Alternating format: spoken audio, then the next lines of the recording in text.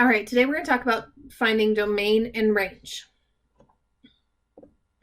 Domain is the set of all possible x values which make our function work. So this is what we input into the function to get the output. So in essence, the domain is the set of all inputs. We've got domain, input, x coordinate, range, or independent. These are all things that are interconnected. They're all basically the same thing. Range is the resulting y values we get after putting in all the possible x values. So in essence, the range is our set of all the output values we get. So range, output, y coordinate, and dependent, those are all things that are connected to the output or the y value. So domain goes with the x, range goes with the y. So looking at this relation we have here, when we write our domain, it's all of the x values. Now, key thing to remember with this is we are going to write least to greatest, and we only write the number once. So if it repeats itself in the domain, then I'm only going to write it once in the domain. So let's look at this first one here. Okay, what are all my x values? And I'm going to list them from least to greatest. Well, I've got -4, 4, notice that repeats twice, 5, and 6. Okay, so -4, 4, 5, and 6 is my domain. Okay, my range is -8, -7, 6, 7, and 8. Okay, that is all my range.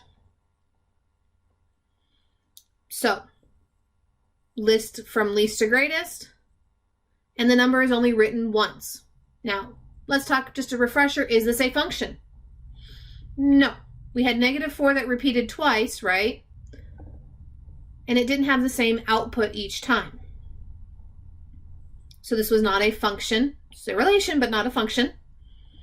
And my domain is -4, 4, 5, 6. My range is -8, -7, 6, 7, and 8. All right, look at the next one. What is my domain? Okay, listing out all the x values. So it's going to be -8, -7, -6, and -4. My range is all the y values. So -8, -6, 4, and 5. Is this one a function? No. -6 repeated twice, right? And had a different output each time. Okay, when we're looking at a table, my domain comes from the x values here. So my domain is going to be -8, 0, 5, and 6.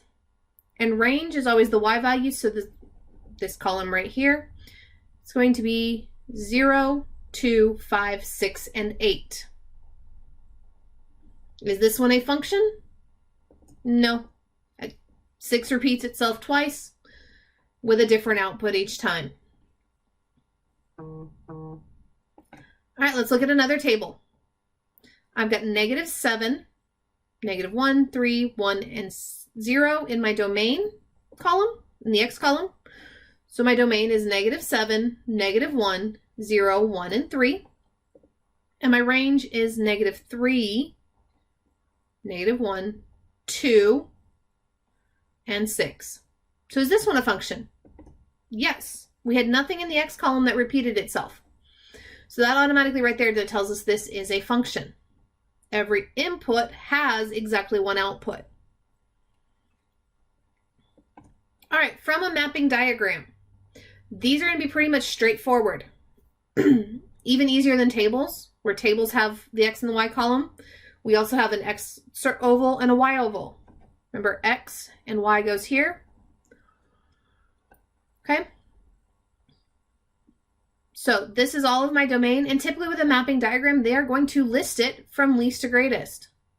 So my domain for this relation, because we don't know if it's function yet, is -4, -3, 1, and 6. The range is always the second oval, and again, listed from least to greatest, so 2, 6, and 7. Is this one a function? Yes. Every x value has only one arrow leaving it, so every input has exactly one output. Looking at another one. What is my domain? Remember, it's all the numbers in the first circle. Oops. So -6, -3, -1, and 3. My range is all the values in the second circle. So it's 2, 4, 6, and 7. Is this a function? Well, start off looking good, only one arrow there, but -3 has 2 arrows going from it. So therefore, no, it is not a function. -3 repeats twice. All right, the next one we're going to look at is graphs.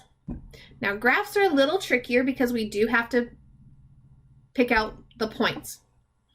Okay, so we've got -3, 0 here, and -3, -4, -1, -3, 0, 3, 2, -2, and 3, 3.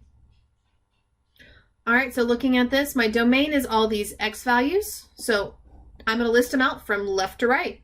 I've got -3, -1, 0, 2, and 3. Then we're going to look at the range, which the easiest way to list from least to greatest from a graph is to go from bottom to top. So we get -4, -3, -2, 0, and 3. Is this one a function?